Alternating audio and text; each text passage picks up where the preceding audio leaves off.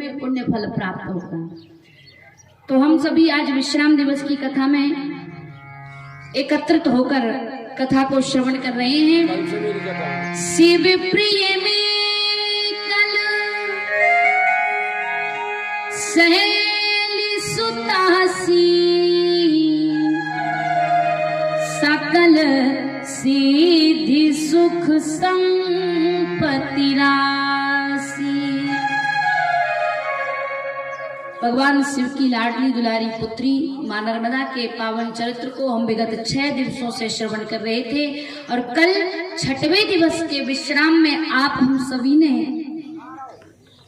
एरंडी संगम, जहां मां नर्मदा ने, मां अनसुईया ने नर्मदा के तट पर तपस्या की और उसके प्रभाव से उन्हें ब्रह्मा, विष्णु और महेश तीनों देवता पुत्र रूप में प्राप्त हुए, ये वरदान प्राप्त हुआ। मार्कंडेय महामुनि धर्मराज युधिष्ठिर को कथा सुना रहे हैं और धर्मराज युधिष्ठिर बड़े भाव से कथा को श्रवण कर रहे हैं। आगे जो तीर्थ आता है, जो स्थान है, उसे नाम बताया गया कपालेश्वर।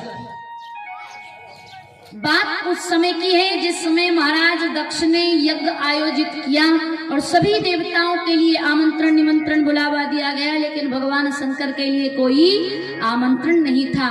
माता सती नहीं मानी और हट करके भगवान शंकर से आज्ञा लेकर और महाराज दक्ष के यहाँ यज्ञ में गई। कथा सभी लोग जानते हैं। बड़े अधिकार दक्ष जब पावा, ओ भैया अति अभिमान हृदय तब आवा, और अस नहीं जन्मा को जग माही, प्रभुता पाई जाहि मद नाही। महाराज दक्ष बड़े अभिमानी थे और अभिमानवश उन्होंने सोच लिया कि भगवान शंकर ने मेरा अपमान किया है। आज सभी देवी देवताओं को आमंत्रित किया गया, लेकिन भगवान शंकर के लिए कोई आमंत्रण निमंत्रण नहीं था। तो माता सती भगवान शंकर से कहती हैं, जो महेश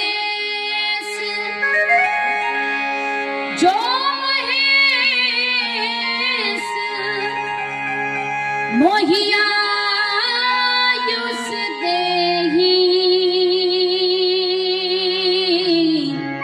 तो कछु दिन जाई रहो में से।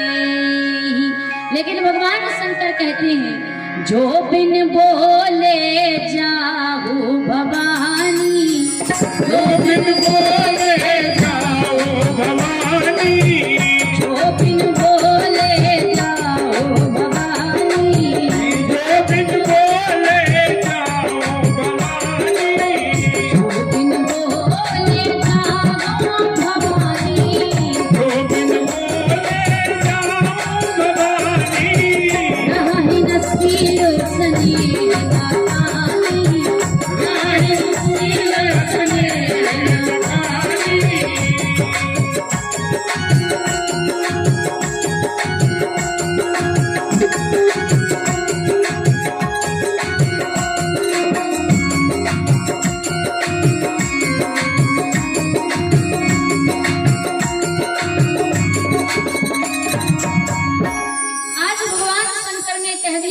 अगर बिना बुलाए जाओगी तो आदर सम्मान सत्कार नहीं होगा।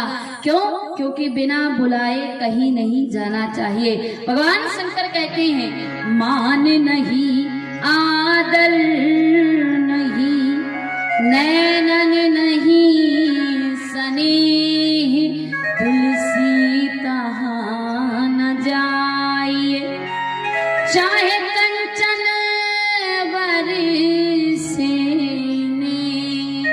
जिस स्थान पर हमारा मान सम्मान ना हो उस स्थान पर नहीं जाना चाहिए।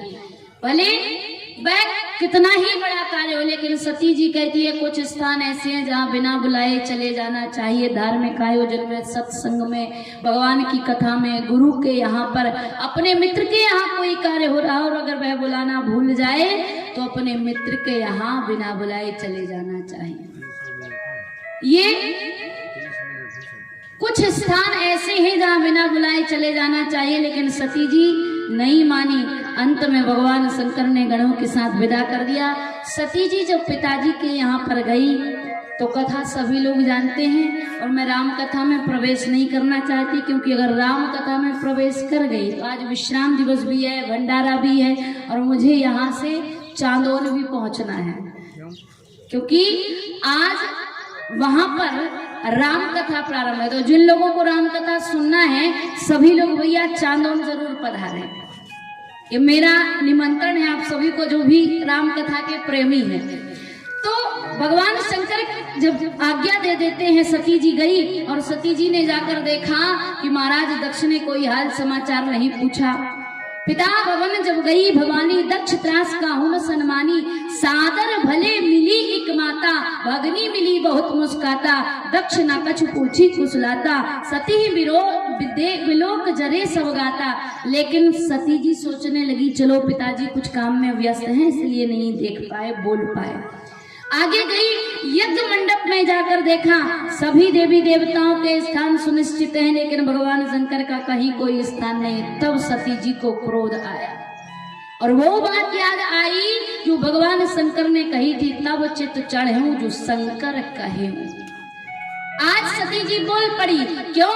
क्योंकि जब तक अपनी खुद की बात थी तो सती जी ने अपना अपमान, अपनी हंसी, अपना मजाक सह लिया, लेकिन जहां भगवान शंकर का उपहास किया गया, जो भगवान शंकर के लिए सती जी बोल पड़ी। सुनहु सभासद सकल मुनिंदा, कही सुनी जिन शंकर निंदा। जिन जिनने भगवान शंकर की निंदा की है, जिन जिनने भगवान शंकर की निंदा सुनी है, उन्हें उनकी करनी का फल अवश्य मिलेगा। महाराज दक्ष ने पूछ लिया क्या करोगी? पिता का परित्याग कर दोगी? सती जी बोली नहीं, पिता का परित्याग नहीं करूंगी, जिस पिता के शुक्र से ये देह बनी है इस देह का ही परित्याग कर दूंगी। ऐसा कहकर सती जी ने अस कही जोग अगिन तन जारा, भयउ सकलमक हाहाकारा, देह को त्याग दिया। कथा सभी लोग जानते हैं। भगवान शंकर को बात पता चली, भगवान शंकर ने क्रोध में जटा उखाड़कर जमीन पर पटकी, वीरभद्र प्रकट हुए। वीरभद्र ने जाकर पूरा यज्ञ विध्वंस कर दिया। लेकिन बताया जाता है कि भगवान शंकर आए और माता सती की जली हुई देह को लेकर चले हैं, और जहां जहां माता सती के अंग प्रत्यंग गिरे वहां पर शक्तिपीठ स्थापित हो गए। और हमारे भारतवर्ष में 52 शक्तिपीठ है। और बताया जाता है कि ये जो कपालेश्वर तीर्थ है, इस स्थान में भगवान शंकर कपाल लेकर घूम रहे थे।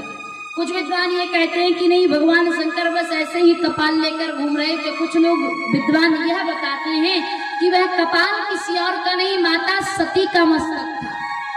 तो वह कपाल लेकर जो भगवान शंकर घूम रहे थे, तो वह कपाल नर्मदा के इस तट पर गिर गया, हाथ से छूट गया है। आज भगवान शंकर उस कपाल को उठाने का प्रयास करते हैं, लेकिन वह उठा नहीं, उस स्थान से हिला नहीं। भगवान शंकर जमीन को खोदकर और उस कपाल को उठाना चाहते हैं, लेकिन कहते हैं नारद जी महाराज आए और नारद जी ने कहा, भोले बाबा ये आप क्या कर रहे हो?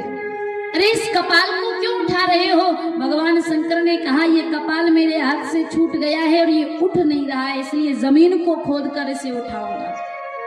नारद जी ने ज्ञान उपदेश किया, भगवान शंकर को समझाया, क्योंकि सती के वियोग में भगवान शंकर सती जी की देह को लेकर घूम रहे थे। जब इस दृश्य को देवताओं ने देखा कि भगवान शंकर दुखी हैं, आज नारद जी आए और कहा कि भोले बाबा इस कपाल को यही स्थापित कर दो। तो भगवान शंकर ने वही स्थापित कर दिया और कहते हैं यहीं पर एक शिवलिंग विराजमान है जो कपालेश्वर नाम से जाना जाता है। इसलिए इस तीर्थ का नाम कपालेश्वर तीर्थ पड़ा। कपालेश्वर तीर्थ से आगे चलकर तापेश्वर है। तापेश्वर के विषय में बताया जाता है कि यहाँ देवसुरा ऋषि ने तपस्या की थी, और तपस्या करने के पश्चात जब भगवान प्रसन्न हुए तो भगवान ने कहा वरदान मांगो। वरम ब्रूयात, तो कहा वरदान में मांगने लगे कि हमें इंद्र पद प्राप्त हो जाए। भगवान शंकर बोले महात्मा जी आपने इतना घोर तप किया और इंद्र पद की कामना कर रहे हो। अरे ज्ञानी महापुरुष इंद्र पद की कामना नहीं करते हैं, मोक्ष चाहते हैं, तुम ये क्या मांग रहे हो? तो देवशिरा मुनि ने कहा कि हाँ भोले बाबा, मुझसे गलती हो गई थी, चूक हो गई थी, मैं गलत वरदान मांगने लगा था, लेकिन अगर आप कुछ वरदान देना चाहते हो तो ये वरदान दो कि मुझे ब्रह्मा की आयु का वर प्राप्त हो। तो भगवान शंकर ने तथास्तु कह दिया और भगवान शंकर ने वरदान दिया कि तुम्हें ब्रह्मा की आयु का वरदान प्राप्त है, लेकिन तुम्हारे वंश में जो भी पुत्र प्रपौत्र जन्म लेंगे वो सब ज्ञानी होंगे। तो इस प्रकार इस स्थान पर तप की विशेष महिमा बतलाई जाती है। इस तीर्थ को, इस तट को तापेश्वर तीर्थ नाम दिया गया। तापेश्वर तीर्थ से आगे चलकर सिद्धेश्वर बताया जाता है। यहाँ एक नाविक नाम का नरपति हुआ और नाविक नाम का नरपति बहुत बड़ा दानी था और इसके स्वभाव में था दान देना।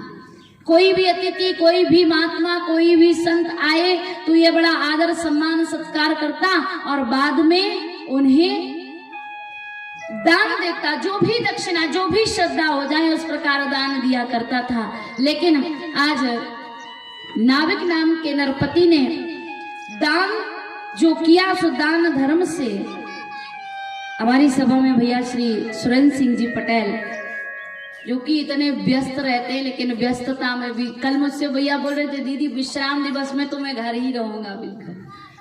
तो भैया सुरेंद्र सिंह जी भी पधारे हुए हैं और धर्म के कार्य में बहुत सहयोग दिया करते हैं, क्योंकि आसपास क्षेत्र में तो मेरी बहुत कथाएं होती रहती है और भैया हर जगह पहुंच जाते। बढ़िया खेड़ी में जब पिछली वर्ष नर्मदा जयंती पर मैं थी, सबसे पहले भैया पहुंचे और भैया मुझसे कहते कि दीदी आप हमारे यहाँ आ रही हो, आपका बहुत स्वागत है।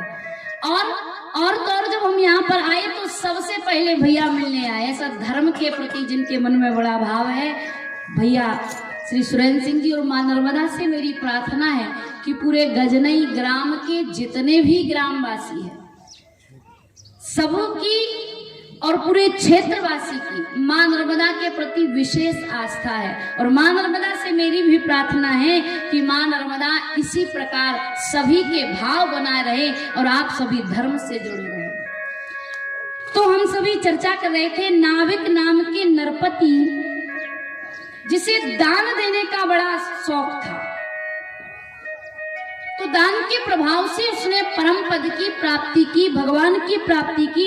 इसलिए कहते हैं वह दान देकर सिद्ध हो गया, तो इसलिए इस स्थान का नाम सिद्धेश्वर तीर्थ पड़ा। सिद्धेश्वर तीर्थ से 2 किलोमीटर की दूरी पर वारुणेश्वर तीर्थ है। यहाँ वरुण जी की तपस्थली बतलाई जाती है।